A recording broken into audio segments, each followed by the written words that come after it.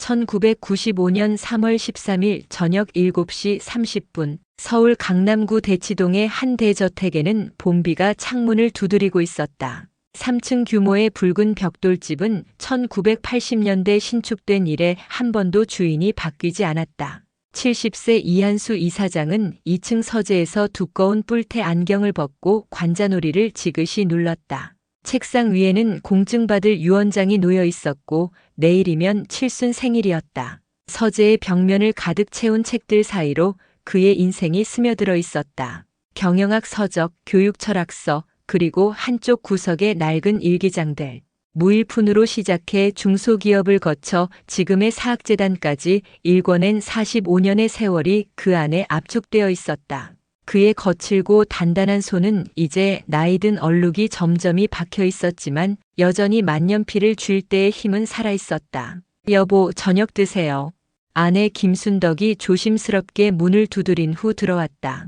결혼 45년 동안 남편의 험난했던 사업 여정을 함께한 그녀의 얼굴엔 깊은 주름이 패여 있었지만 여전히 온화한 미소를 잃지 않고 있었다. 회색빛 한복 저고리가 그녀의 단아한 품격을 더욱 돋보이게 했다.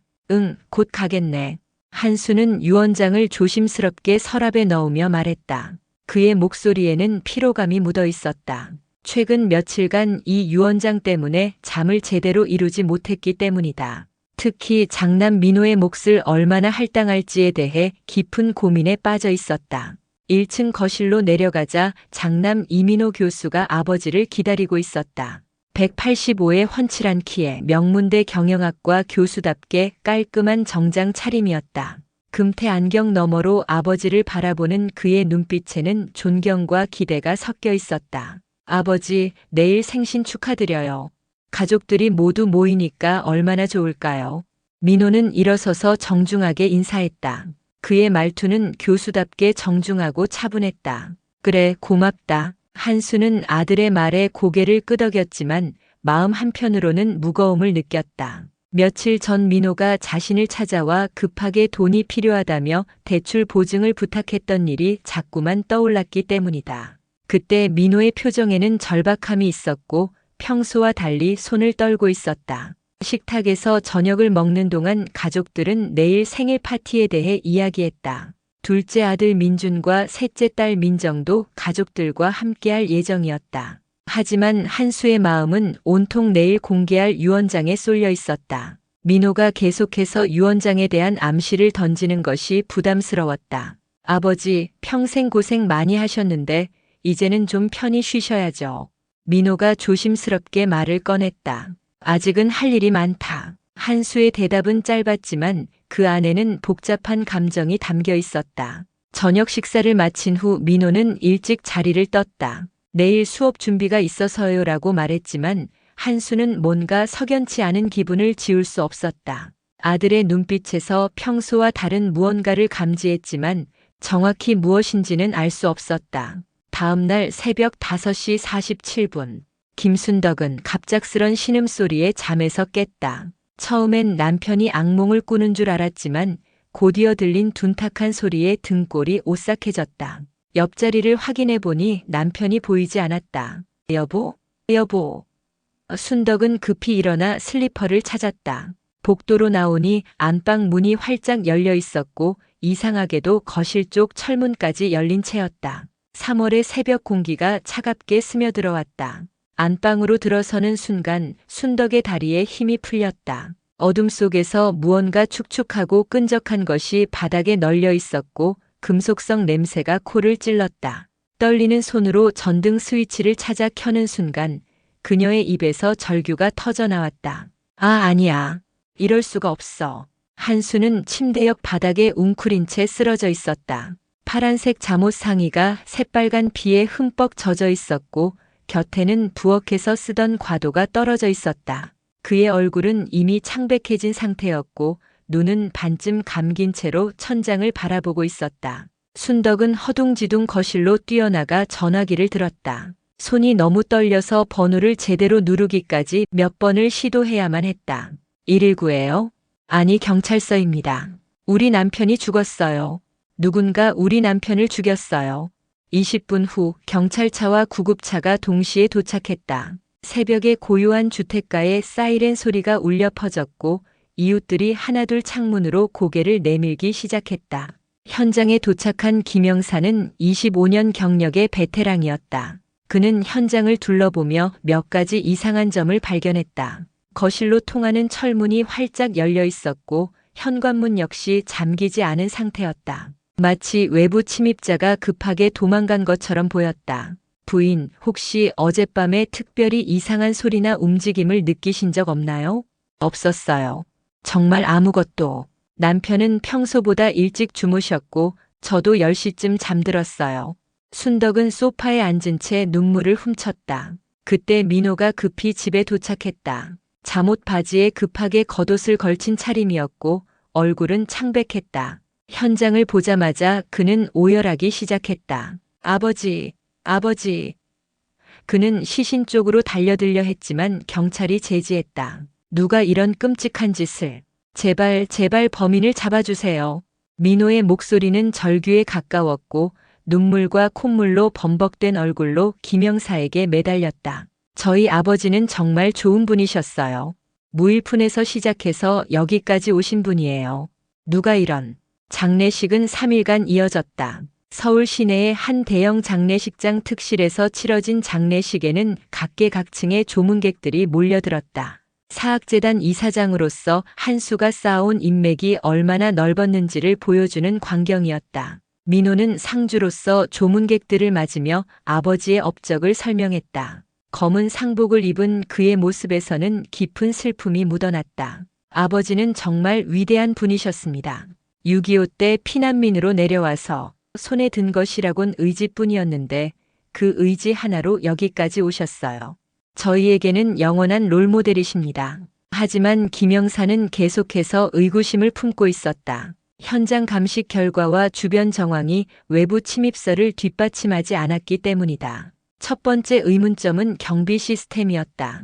이 대저택은 24시간 경비 시스템이 가동되고 있었고 인근에는 경비원이 상주하는 경비실도 있었다.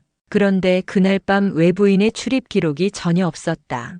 경비원 김 씨, 그날 밤에 정말 아무도 들어오거나 나간 사람이 없었습니까? 네, 확실합니다. 11시 30분경에 이민호 교수님이 잠깐 들어오셨다가 12시쯤 나가신 것 외에는 아무도 없었어요.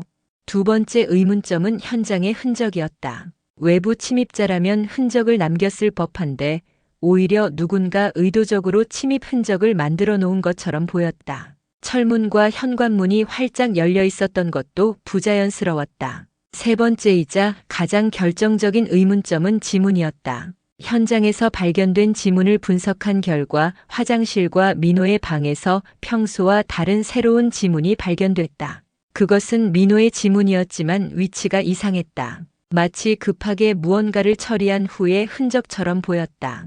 장례식 이틀째 김영사는 민호를 경찰서로 불러 정식 조사를 시작했다. 교수님, 죄송하지만 몇 가지 더 자세히 여쭤봐야겠습니다. 물론입니다. 범인을 잡는 데 도움이 된다면 무엇이든 협조하겠습니다. 민호의 대답은 침착했다. 사건 당일인 3월 14일 저녁 구체적인 일정을 다시 한번 말씀해 주시겠어요? 민호는 손수건으로 눈가를 닦으며 대답했다. 대학교에서 동료 교수들과 회식이 있었습니다.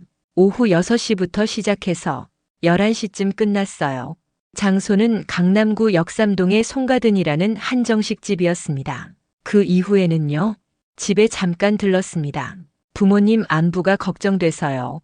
특히 어머니가 최근 혈압약을 바꾸셔서 컨디션이 좋지 않으셨거든요. 집에서는 얼마나 계셨나요? 30분 정도요. 부모님께 안부 인사를 드리고 제 방에서 다음날 강의 자료를 챙겼습니다. 그리고 다시 나왔어요. 김영사는 메모를 하며 계속 질문했다. 그 후에는 어디로 가셨나요? 동료 교수인 박철민 교수 자택으로 갔습니다.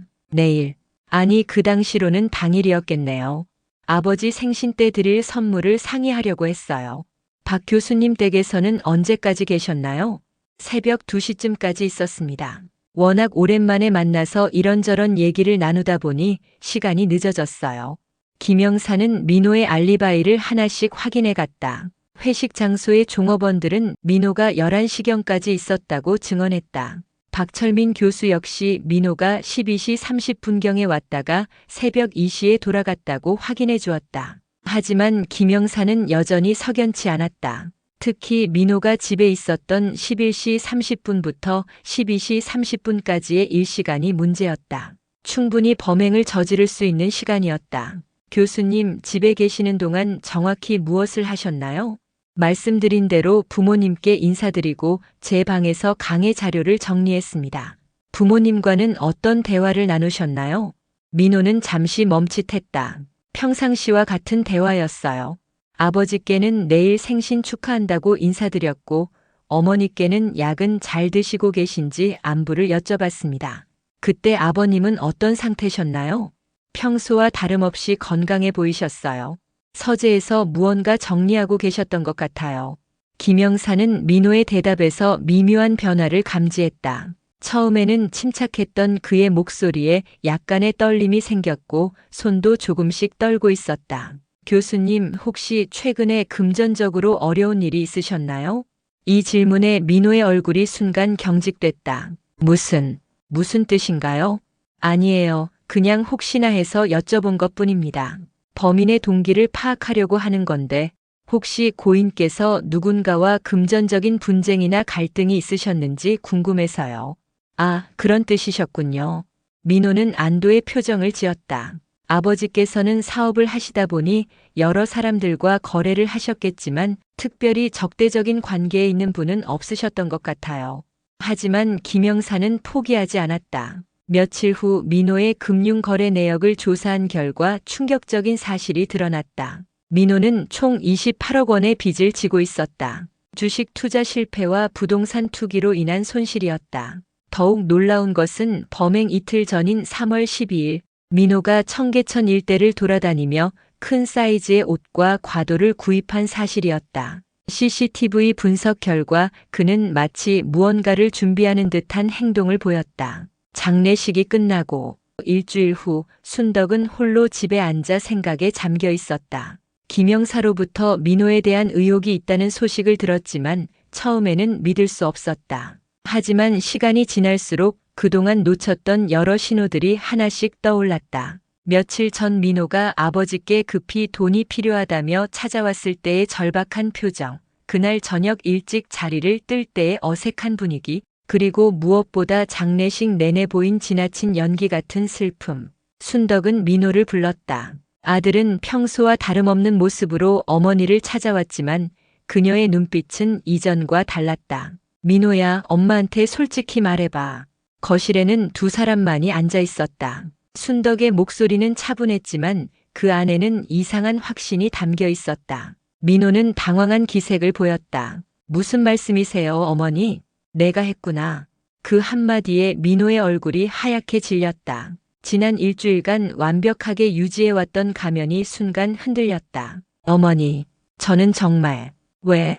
긴 침묵이 흘렀다. 시계 초침 소리만이 거실을 가득 메웠다. 민호는 고개를 떨구며 양손으로 얼굴을 감쌌다. 그리고는 마침내 입을 열었다. 28억이었어요. 빚이 28억이나 됐어요. 순덕은 아들의 고백을 들으며 눈물을 흘렸다. 하지만 그것은 분노의 눈물이 아니었다. 슬픔과 연민이 뒤섞인 복잡한 감정이었다. 민호의 고백은 계속됐다. 주식으로 시작된 거였어요. 처음에는 작은 금액이었는데 계속 손해가 나니까 본전을 뽑으려고 더 큰 돈을 투자했어요. 그러다가 부동산까지 손을 댔는데 모든 게 잘못됐어요. 그래서 내 아버지를 유언장 얘기를 들었을 때 아버지가 재산을 형제들과 똑같이 나눠 갖는다고 하시더라고요. 저만 특별히 많이 주시는 게 아니라. 그런데 제 빚을 생각하면 그 돈으로는 턱없이 부족했어요. 민호는 떨리는 목소리로 그날 밤의 일을 털어놓기 시작했다. 이틀 전부터 계획했어요. 청계천에 가서 칼이랑 큰 옷을 샀어요. 핏자국이 튈까봐. 그리고 연습도 해봤어요. 어떻게 하면 외부 침입으로 보이게 할 수 있을지. 순덕은 아들의 말을 듣고 있자니 온몸에 소름이 돋았다. 그토록 사랑하는 아들이, 그토록 자랑스러워했던 아들이 이런 끔찍한 일을 계획하고 실행했다는 것이 믿어지지 않았다. 그날 밤 회식에서 일부러 늦게까지 있었어요. 알리바이를 만들려고. 그리고 집에 부모님 안부 확인하러 간다고 하고 왔어요. 그래서 아버지께서 서재에서 나오셔서 안방으로 들어가시는 걸 봤어요. 평소보다 일찍 주무시려는 것 같았어요. 저는 미리 준비한 옷으로 갈아입고 부엌에서 칼을 가져왔어요. 민호의 목소리는 점점 작아졌다. 아버지께서 잠드신 걸 확인하고 그때 정말 한순간이었어요. 정신없이 했어요. 그리고 나서 샤워하는 척하면서 피를 씻어내고 미리 준비한 옷도 갈아입고 철문도 열어놓고 순덕은 더 이상 아들의 말을 들을 수가 없었다. 하지만 동시에 그녀의 마음 한편에서는 이상한 감정이 일어나고 있었다.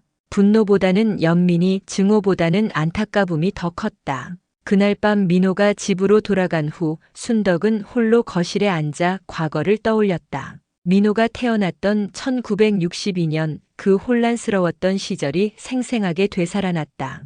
여보, 이 아이가 정말 우리 아이가 맞나요?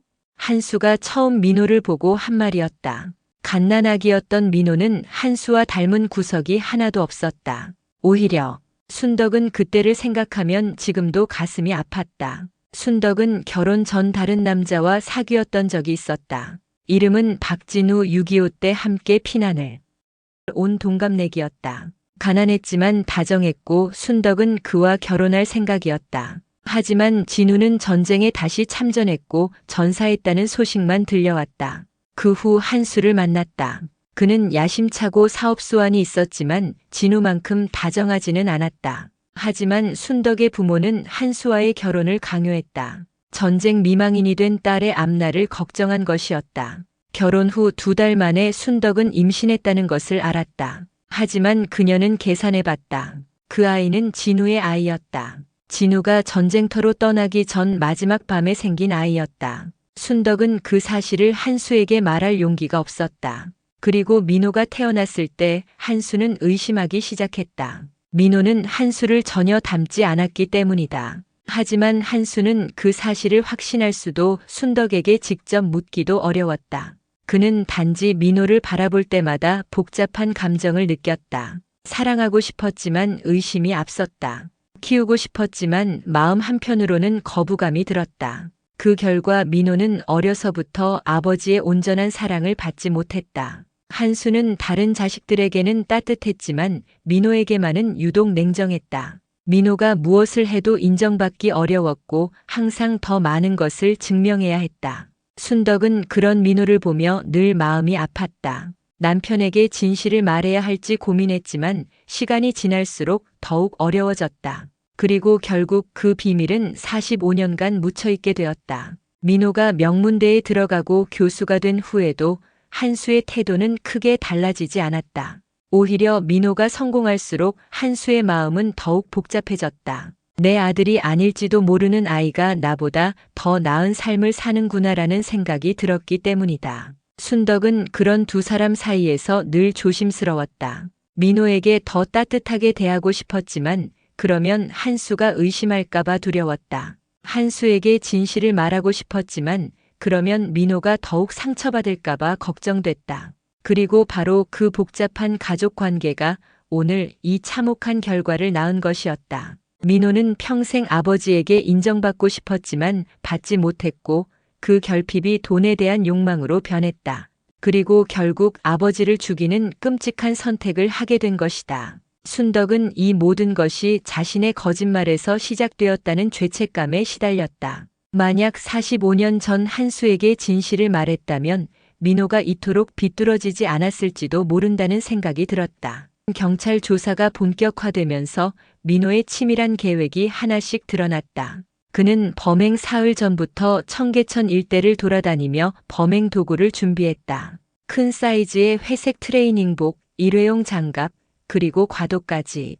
범행 당일에는 회식 자리에서 완벽한 알리바이를 만들었다. 동료 교수들과 함께 있으면서 아버지 생신 이야기까지 꺼내며 효자 연기를 했다. 그리고 부모님 안부가 걱정된다며 자연스럽게 자리를 뜬 것이다. 집에 도착한 민호는 미리 준비한 옷으로 갈아입고 샤워를 한다는 핑계로 물소리를 틀어놓았다. 그리고 잠든 아버지를 칼로 찔렀다. 범행 후에는 피 묻은 옷을 가방에 넣어 가져가고 현장을 외부 침입으로 위장했다. 가장 섬뜩했던 것은 범행 직후 민호가 보인 연기력이었다. 그는 아무 일 없었다는 듯이 박철민 교수의 집에 가서 새벽 2시까지 담소를 나눴다. 박 교수는 나중에 그날 민호가 평소와 전혀 다르지 않았다고 증언했다. 결국 민호는 1심에서 무기징역을 선고받았다. 대법원에서도 이 판결이 확정됐다. 민호는 21년 만에 가석방으로 출소했다. 무기징역임에도 불구하고 모범수로 살았기 때문이었다. 감옥에서 그는 다양한 자격증을 취득했고 다른 재소자들을 가르치는 일도 했다. 출소 소식을 들은 순덕은 복잡한 심경이었다. 한편으론 아들이 돌아온다는 기쁨이, 다른 한편으론 다른 자식들의 반응에 대한 걱정이 앞섰다. 예상했던 대로 둘째 민준과 셋째 민정은 격렬히 반대했다. 어머니, 아버지를 죽인 살인자를 어떻게 다시 가족으로 받아들일 수 있어요? 민준이 소리쳤다. 저희도 이제 아이들이 있어요. 삼촌이 살인자라는 걸 어떻게 설명해야 하나요? 민정도 눈물을 흘리며 반발했다. 하지만 순덕의 결정은 확고했다. 그리고 그녀는 더욱 놀라운 발표를 했다. 민호한테 재산을 물려주겠다. 뭐라고요? 민준이 믿을 수 없다는 표정을 지었다. 130억 중에서 76억을 민호한테 상속하겠어. 어머니, 정신이 나가신 거예요? 아버지를 죽인 살인자한테 왜 그런 돈을? 내 결정이야. 순덕의 목소리는 단호했다. 민준과 민정은 법적 대응까지 불사하겠다며 어머니와 등을 돌렸다. 하지만 순덕은 흔들리지 않았다. 오히려 그녀에게는 더 깊은 이유가 있었다. 민호가 출소한 후 첫 만남에서 순덕은 그에게 평생 숨겨왔던 비밀을 털어놓았다. 민호야, 앉아라. 엄마가 너한테 할 말이 있어. 21년간 감옥 생활로 야윈 민호는 어머니 앞에 조심스럽게 앉았다. 그의 얼굴에는 세월의 무게가 깊이 새겨져 있었다. 사실, 넌 내 아버지 친아들이 아니야. 민호는 그 말에 완전히 얼어붙었다. 무슨 말씀이세요? 순덕은 깊은 숨을 내쉬며 45년 전의 기억을 되살렸다. 1950년 나는 19이었어. 6.25가 터지고 가족들과 함께 부산으로 피난을 갔지. 그때 만난 사람이 박진우였어. 순덕의 목소리는 떨리기 시작했다. 진우는 나와 같은 나이였고 참 다정한 사람이었어. 전쟁 중이었지만 우리는 서로 사랑했고 결혼 약속까지 했었지. 하지만 진우가 다시 전쟁터로 나갔어. 그리고 그게 마지막이었지. 전사했다는 소식이 들려왔고 나는 그때 이미 임신한 상태였어. 민호는 충격의 말을 잃었다. 그 후 내 할아버지, 할머니가 이한수 씨와의 혼담을 진행하셨어. 전쟁통의 딸 하나 제대로 시집 보내려면 그분밖에는 없다고 하셨지. 나는 진우의 아이를 가진 상태에서 다른 남자와 결혼을 해야 했어. 순덕의 눈에서 눈물이 흘러내렸다. 결혼 후 7달 만에 너를 낳았어. 다행히 조산이라고 둘러댔지만 내 아버지는 의심하고 있었어. 너는 그분을 전혀 닮지 않았거든. 그래서 아버지가 저에게 그렇게 냉정하셨던 거군요. 맞아. 내 아버지는 확신할 수는 없었지만 늘 의심하고 있었어. 그래서 너한테만 특히 냉정했던 거야. 다른 아이들한테는 따뜻했지만 민호는 고개를 떨구며 말했다. 그럼 제가 죽인 사람은 친아버지가 아니었던 거네요. 하지만 그분은 너를 키워주셨어. 친아들이 아니라는 걸 의심하면서도 45년간 아버지 역할을 해주셨어. 그리고 무엇보다 순덕은 잠시 멈췄다가 계속했다. 내 진짜 아버지인 진우는 정말 다정하고 따뜻한 사람이었어. 만약 살아있었다면 너를 무척 사랑했을 거야. 그런 아버지의 아들이 이런 일을 저질렀다는 게 엄마는 너무 슬퍼. 민호는 그제야 자신이 저지른 일의 진정한 의미를 깨달았다. 그는 친아버지가 아닌 사람을 돈 때문에 죽였다. 그리고 그 아버지는 친아들이 아니라는 것을 알면서도 45년간 키워준 은인이었다. 그래서 엄마가 너한테 그 돈을 주는 거야. 어머니, 내가 평생 받지 못했던 아버지의 사랑 대신에, 그리고 진짜 아버지 진우가 살아있었다면 너한테 물려주었을 유산 대신에 민호는 그 순간 자신의 인생이 얼마나 비극적인지 깨달았다. 그는 평생 아버지의 사랑을 갈구했지만 그 아버지는 애초에 친아버지가 아니었다. 그리고 진짜 아버지는 그가 태어나기도 전에 죽었다. 돈을 위해 저지른 살인이 사실은 자신을 키워준 은인을 배신한 끔찍한 범죄였다는 사실에 민호는 절망했다. 이제 모든 것이 새로운 의미로 다가왔다. 한수가 유언장을 쓸 때 보였던 깊은 고민은 민호를 어떻게 대해야 할지에 대한 갈등이었다. 친아들이 아닐 수도 있다는 의심을 품으면서도 45년간 키운 정으로 똑같이 대우하고 싶었던 것이다. 민호에게만 유독 차가웠던 한수의 태도는 단순한 편애가 아니라 복잡한 감정의 표현이었다. 사랑하고 싶지만 의심되고 밀어내고 싶지만 정이 있는 그런 마음이었다. 순덕이 사건 후 보여준 아들에 대한 연민도 이제 이해가 됐다. 그녀는 이 모든 비극의 근본 원인이 자신의 거짓말에 있다는 것을 알고 있었기 때문이다. 그리고 76억이라는 거액의 상속도 단순한 모정이 아니라 45년간의 죄책감과 진짜 아버지를 대신한 보상이었다. 민호는 어머니가 물려준 돈으로 작은 사업을 시작했다. 하지만 그는 더 이상 예전의 민호가 아니었다.